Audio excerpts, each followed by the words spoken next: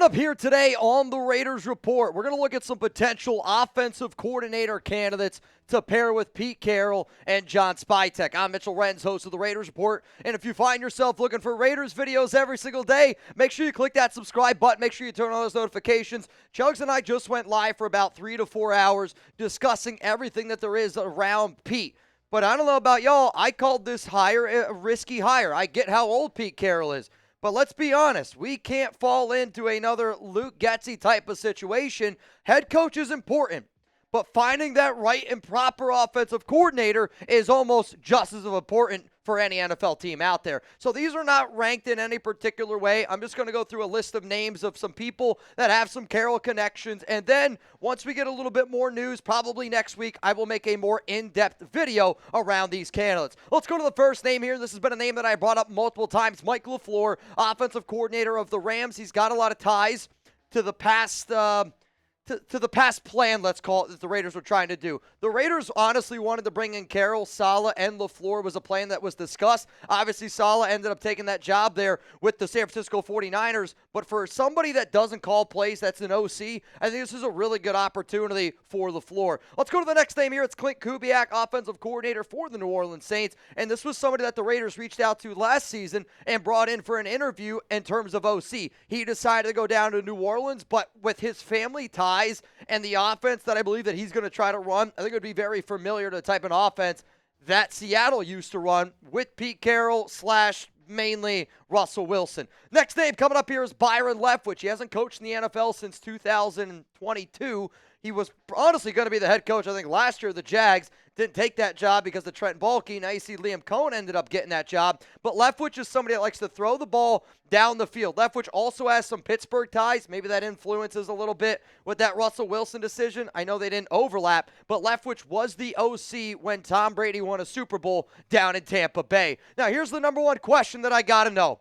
Who do you want to be the Raiders' next offensive coordinator? You're about to get hit with a YouTube ad break. I want you to scroll on down and give me your answer. My answer is coming up here in just a moment. The number one name that I want the Raiders to go out and get and look at for an OC. Hang on, I got a cough.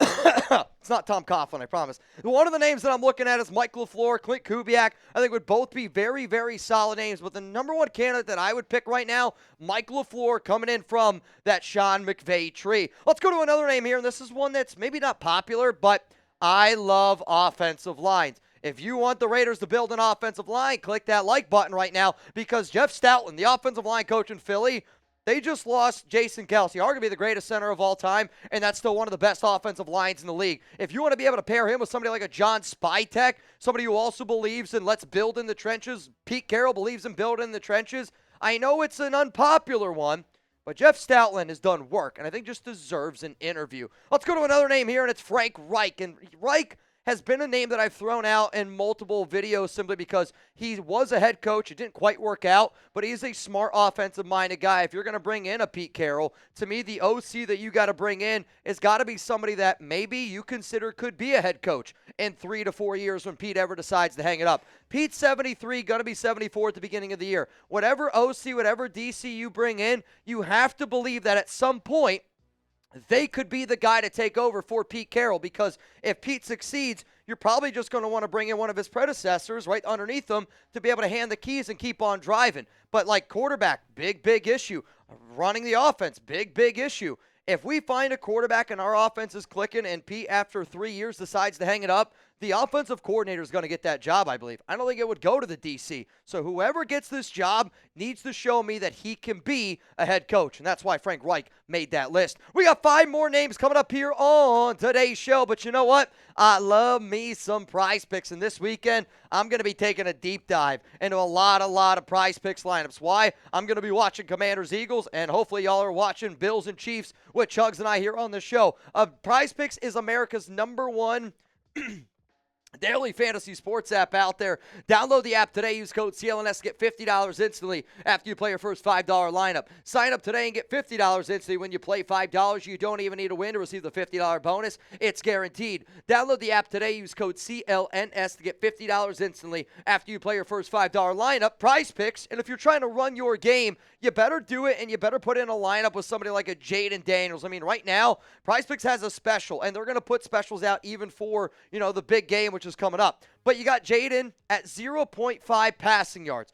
You click the more on that. That means all you got to do is just get one more right, and you can turn that into real money. You can put a $5 lineup in. You might be able to win 15, and if you do win, you can actually get your money in less than 15 minutes. I love Prize Picks, and I think you guys will too. Reminder, these links are going to be down in the comments. They're going to be down in the description. You can play baseball. Well, maybe not baseball right now. You can play basketball. You can play football. Prize Picks has everything. College basketball, prizepicks.com/CLNS. All right, let's keep it moving here for our offensive coordinators that the Las Vegas Raiders could consider after hiring Pete Carroll and John Spytek. Let's go to a big name. It's Chip Kelly. Chip Kelly interviewed with the Silver and Black last season as a potential OC, and this was a name that the Raiders have liked for a while because of his creativity. Kelly wants to come back in NFL circles, and I know that they just won a natty there, but I would be curious to see Chip Kelly, who's got head coaching experience, could he actually be a great pairing with Pete Carroll? Because when Kelly took over as a head coach for Philadelphia, he was like too much of a me guy, kind of that Josh McDaniels stink on him a little bit. But as an OC, you can't deny that Kelly is one of the better ones out there. Let's go to Thomas Brown, former intern head coach for the Chicago Bears, and we're just going to throw his name in here because he's got some ties to Shane Waldron. On top of that, Champ Kelly is also just a name to think about because Kelly is still here as an assistant GM. So for a lot of the names that you see, it's us just trying to pick apart. As soon as we get a legit, concrete report on a candidate, you will get a video on it. Let's go to somebody else here, Shane Waldron, who was fired from the Chicago Bears this past season. And I know some people are going to be like, well, why the hell would we bring in somebody that was just fired? Shane Waldron was the offensive coordinator for the Seattle Seahawks, and he did such a good job that the number one candidate Chicago wanted to bring in for Caleb Williams was Shane Waldron. So, I get that it didn't work out in Chicago, but maybe Shane and Pete can cook something up here, and we can get a successful offense that helped Geno Smith, throw for 30 touchdowns in a season. If we get that combination, and then Spytek and his, results from Brady and a guy like Baker Mayfield, could be an interesting one to look at. This could also be a very sneaky name to keep in mind. It's Darrell Bevell, quarterback coach and pass game coordinator for the Miami Dolphins. He's been learning right now down there underneath Mike McDaniel.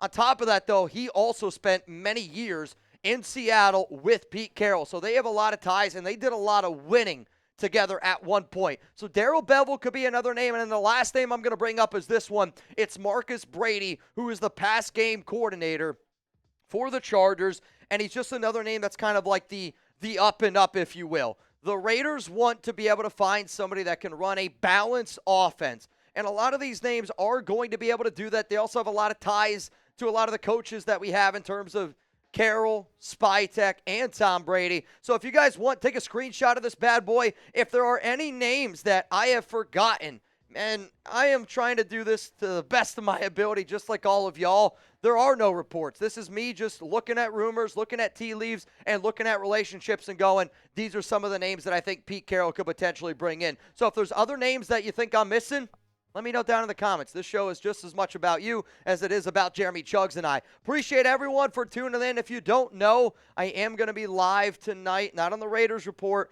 I'm going to be doing some other podcasts over the weekend. Alex is out of town. I'm trying to grow the nation together in every way possible. And I think the one hire that might really be able to help grow the nation together is going out and finding a great offensive coordinator.